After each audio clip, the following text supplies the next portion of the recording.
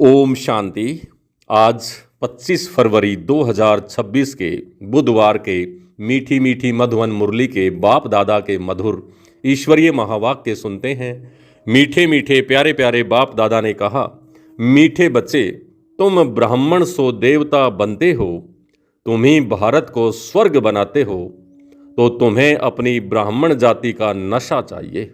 मीठे बच्चे, तुम ब्राह्मण सो देवता बनते हो, तुम ही भारत को स्वर्ग बनाते हो, तो तुम्हें अपनी ब्राह्मण जाति का नशा चाहिए। प्रश्न है, सच्चे ब्राह्मणों की मुख्य निशानियां क्या होंगी? उत्तर है, सच्चे ब्राह्मणों का इस पुरानी दुनिया से लंगर उठा हुआ होगा, वह जैसे इस दुनिया का किनारा छोड़ चुके। दूसरा, सच्चे ब्राह्मण वह जो हाथों से काम करें और बुद्धि सदा बाप की याद में रहे, अर्थात कर्म योगी हों। तीसरा, ब्राह्मण अर्थात कमल फूल समान। चौथा, ब्राह्मण अर्थात सदा आत्म अभिमानी रहने का पुरुषार्थ करने वाले। पांचवा, ब्राह्मण अर्थात काम महाशत्रु पर विजय प्राप्त करने वाले। ओम शांति। रूहानी बाप रूहानी बच्चों को समझाते हैं, बच्चे कौन? यह ब्राह्मण। यह कभी भूलो मत कि हम ब्राह्मण हैं, देवता बनने वाले हैं। वर्णों को भी याद करना पड़ता है। यहाँ तुम आपस में सिर्फ ब्राह्मण ही ब्राह्मण हो। ब्राह्मणों को बेहद का बाप पढ़ाते हैं, यह ब्रह्मा नहीं पढ़ाते, शिव बाबा पढ़ाते हैं ब्रह्मा द्वारा। ब्राह्मणों को ही पढ़ाते हैं। शूद्र से ब्राह्मण बनने बगैर देवी देवता बन नहीं सकेंगे। वर्षा शिव बाबा से मिलता है, वह शिव बाबा तो सबका बाप है। इस ब्रह्मा को ग्रेट ग्रेट ग्रैंड फादर कहा जाता है। लौकिक बाप तो सबको होते हैं, पारलौकिक बाप को भक्ति मार्ग में याद करते हैं। अब तुम बच्चे समझते हो, यह है अलौकिक बाप जिसको कोई नहीं जानते। बल ब्रह्मा का मंदिर है, यहाँ भी प्रजापिता आदि देव का मंदिर है। उनको कोई महावीर कहते हैं, दिल वाला भी कहते हैं, परंतु वास्तव में दिल लेने वाला है शिव बाबा, ना कि प्रजापिता आदि देव ब्रह्मा। सब आत्माओं को सदा सुखी बनाने वाला, खुश करने वाला एक ही बाप है। यह भी सिर्फ तुम ही जानते हो। दुनिया में तो मनुष्य कुछ नहीं जानते, तुच्छ बुद्धि हैं। हम ब्राह्मण ही शिव बाबा से वर्षा ले रहे हैं। ब्राह्मण अर्थात जो ज्ञान और योग में चलने वाले हैं। ब्राह्मण अर्थात जिनके अंदर सच्ची धारणा है, सच्चा आहार, सच्चा व्यवहार, सच्चा विचार और शुद्ध खान पान है, उसको यहाँ ब्राह्मण कहा गया। यहाँ कहीं जाति की कोई बात नहीं है। तुम भी यह घड़ी घड़ी भूल जाते हो। याद तो बड़ी सहज है। योग अक्सर सन्यासियों ने रखा है, तुम तो बाप को याद करते हो। योग कॉमन अक्सर है, इसको योग आश्रम भी नहीं कहेंगे। बच्चे और बाप बैठे हैं, बच्चों का फर्ज है बेहद के बाप को याद करना। हम ब्राह्मण हैं, दादे से वर्षा ले रहे हैं ब्रह्मा द्वारा, इसलिए शिव बाबा कहते हैं जितना हो सके याद करते रहो। चित्र भी भल रखो तो याद रहेगी। हम ब्राह्मण हैं, बाप से वर्षा लेते हैं। ब्राह्मण कभी अपनी जाति को भूलते हैं क्या? तुम शूद्रों के संग में आने से ब्राह्मणपन भूल जाते हो। ब्राह्मण तो देवताओं से भी उच्च हैं, क्योंकि तुम ब्राह्मण नॉलेजफुल हो। भगवान को जानी जाननहार कहते हैं ना, उनका भी अर्थ नहीं जानते। ऐसे नहीं कि सबके दिलों में क्या है वह बैठ देखते हैं, नहीं। उनको सृष्टि के आदि मध्य अंत का नॉलेज है, वह बीज रूप है। चहाड़ के आदि मध्य अंत को जानते हैं। तो ऐसे बाप को बहुत याद करना है। इनकी आत्मा भी उस बाप को याद करती है। वह बाप कहते हैं, यह ब्रह्मा भी मुझे याद करेंगे तब यह पद पाएंगे। तुम भी याद करेंगे तब पद पाएंगे। पहले पहले तुम अशरीरी आए थे, फिर अशरीरी बनकर वापस जाना है, और सब तुमको दुख देने वाले हैं, उनको क्यों याद करेंगे? जबकि मैं तुमको मिला हूँ, मैं तुमको नई दुनिया में ले चलने आया हूँ। यहाँ कोई दुख नहीं, वह है दैवी संबंध। यहाँ पहले पहले दुख होता है स्त्री पुरुष के संबंध में, क्योंकि विकारी बनते हैं। तुमको अब मैं उस दुनिया के लायक बनाता हूँ जहाँ विकार की कोई बात नहीं रहती है। यह काम महाशत्रु गाया हुआ है, जो आदि मध्य अंत दुख देता है। क्रोध के लिए ऐसे नहीं कहेंगे कि यह आदि मध्य अंत दुख देता है, नहीं। काम को जीतना है, वही आदि मध्य अंत दुख देता है, पतित बनाता है। पतित अक्सर विकार पर लगता है। इस दुश्मन पर जीत पानी है। तुम जानते हो हम स्वर्ग के देवी देवता बन रहे हैं। जब तक यह निश्चय नहीं तो कुछ भी पा नहीं सकेंगे। बाप समझाते हैं बच्चों को कि मनसा वाचा कर्मणा एक्यूरेट बनना है। मेहनत है दुनिया में, यह किसी को पता नहीं है कि तुम भारत को स्वर्ग बनाते हो। आगे चल करके समझेंगे। चाहते भी हैं कि वन वर्ल्ड, वन राज्य, वन रिलीजन, वन भाषा हो, एक धर्म, एक राज्य, एक भाषा हो।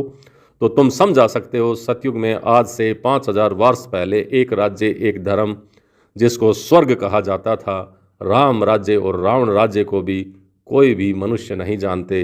100% तुच्छ बुद्धि से अब तुम स्वच्छ बुद्धि बनते हो, वह भी नंबरवार पुरुषार्थ अनुसार।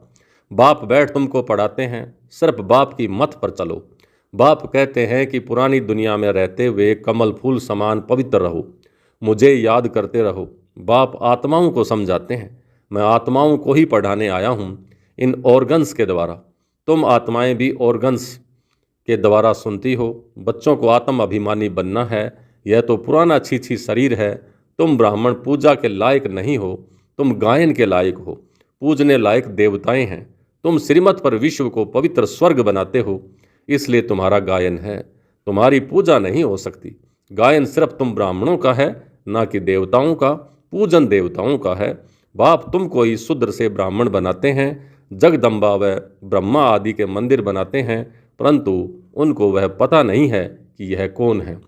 जगत पिता तो ब्रह्मा हुआ ना, उनको देवता नहीं कहेंगे। देवताओं की आत्मा और शरीर दोनों पवित्र हैं।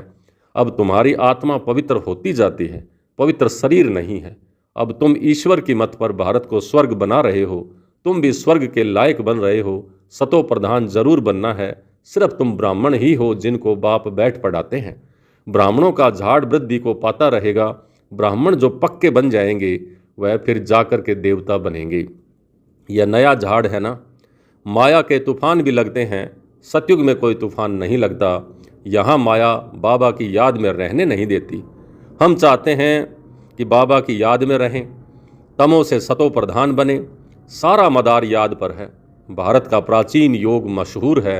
विलायत वाले भी चाहते हैं प्राचीन योग कोई आकर के सिखलाए। अब योग भी दो प्रकार के हैं, एक हैं हठयोगी, दूसरे हैं राजयोगी। तुम हो राजयोगी। यह भारत का प्राचीन राजयोग है जो बाप ही सिखलाते हैं। सिर्फ गीता में मेरे बदले श्री कृष्ण का नाम डाल दिया है। कितना फर्क हो गया है। शिव जयंती होती है तो तुम्हारी बैकुंठ की भी जयंती होती है, जिससे श्री कृष्ण का राज्य होता है। तुम जानते हो शिव बाबा की जयंती है, सो गीता की भी जयंती है और बैकुंठ की भी जयंती होती है, जिससे तुम पवित्र बन जाएंगे। कल्प पहले माफी की स्थापना करते हैं, अब बाप कहते हैं मुझे याद करो। याद न करने से माया कुछ न कुछ विक्रम करा देती है। याद नहीं किया तो लगी चमाट माया की। याद में रहने से चमाट नहीं खाएंगे। यह बॉक्सिंग होती है। तुम जानते हो हमारा दुश्मन कोई मनुष्य नहीं है, रावण माया है दुश्मन। बाप कहते हैं इस समय की शादी बर्बादी है, एक दो की बर्बादी करते हैं, पतित बना देते हैं। अब पारलौकिक बाप ने ऑर्डिनेंस निकाला है, ये ऑर्डर निकाला है कि बच्चे ये काम महाशत्रु है, इस पर जीत पहनो और पवित्रता की प्रतिज्ञा करो, कोई भी पतित ना बने। जन्म जन्मांतर तुम पतित बने हो इस विकार से, इसलिए इस काम विकार को महाशत्रु कहा जाता है। साधु संत सब कहते हैं पतित पावन आओ। सतयुग में पतित कोई होता नहीं।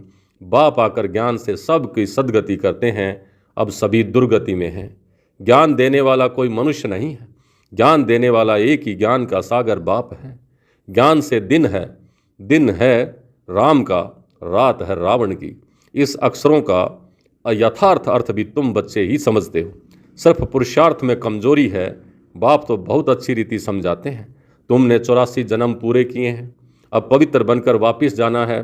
तुमको तो शुद्ध अहंकार होना चाहिए कि हम आत्माएं बाबा की मत पर इस भारत को स्वर्ग बना रहे हैं, जिस स्वर्ग में फिर हम राज्य करेंगे।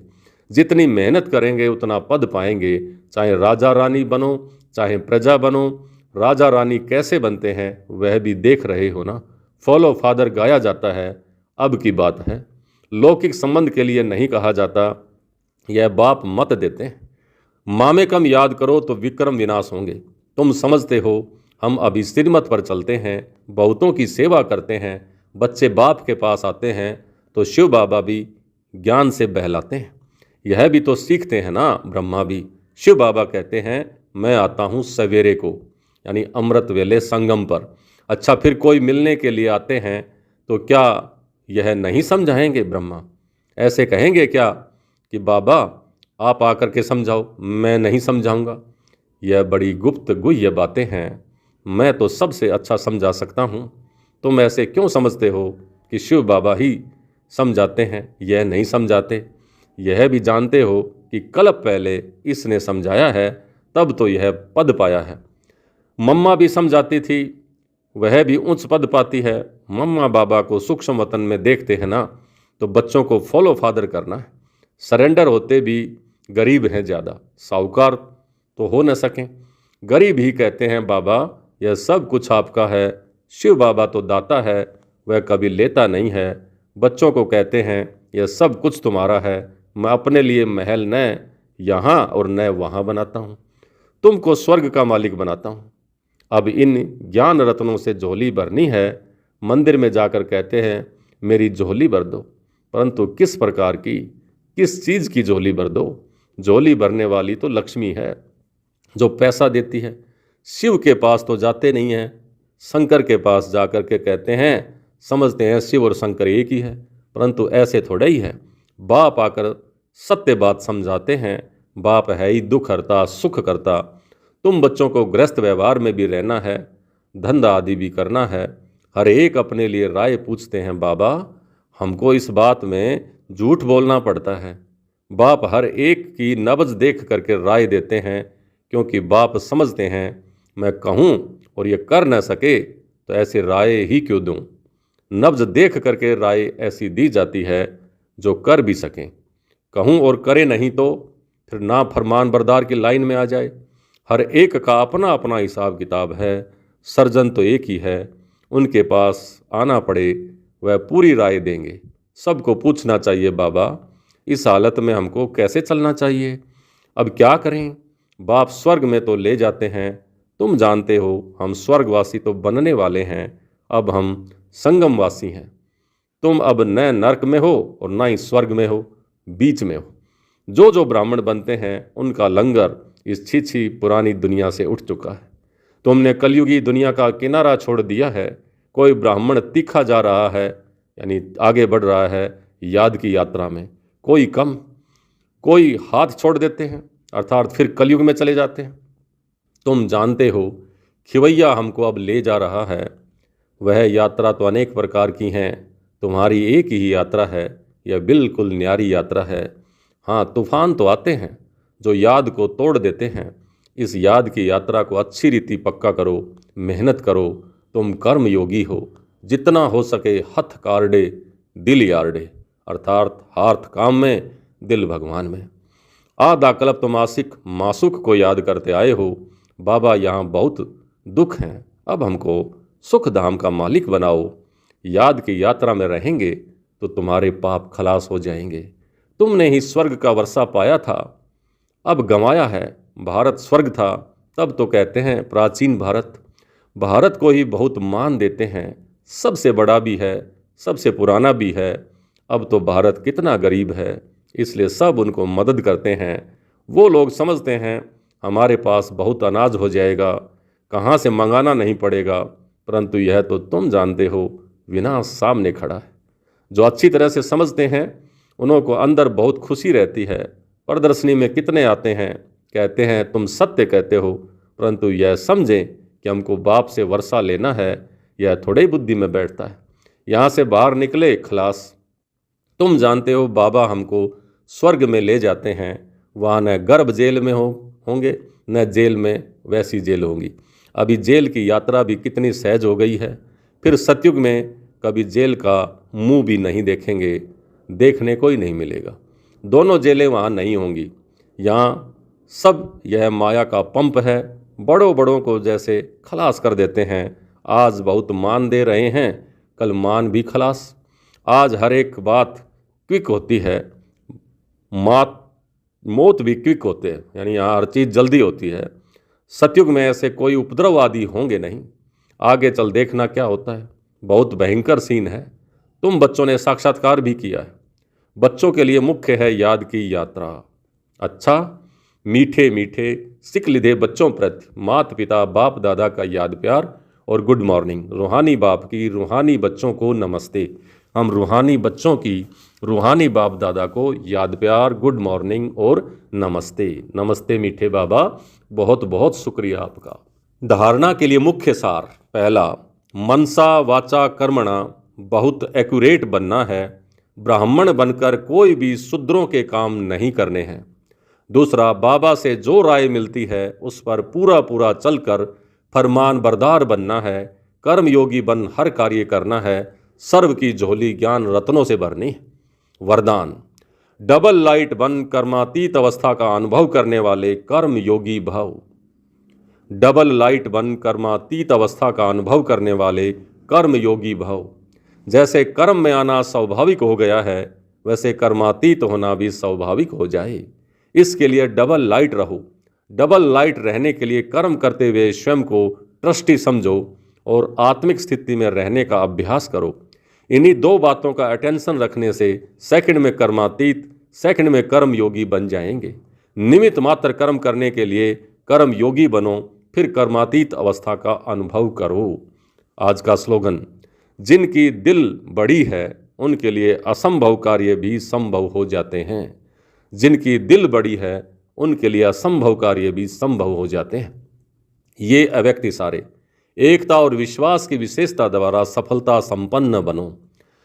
आप में जो भी विशेषताएं हैं उनको सामने रखो, कमजोरियों को नहीं, तो अपने आप में फेथ रहेगा।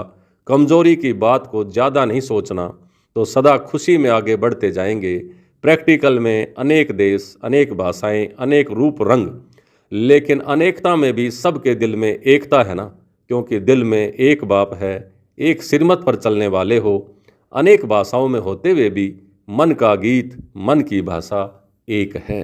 अच्छा, ओम शांति।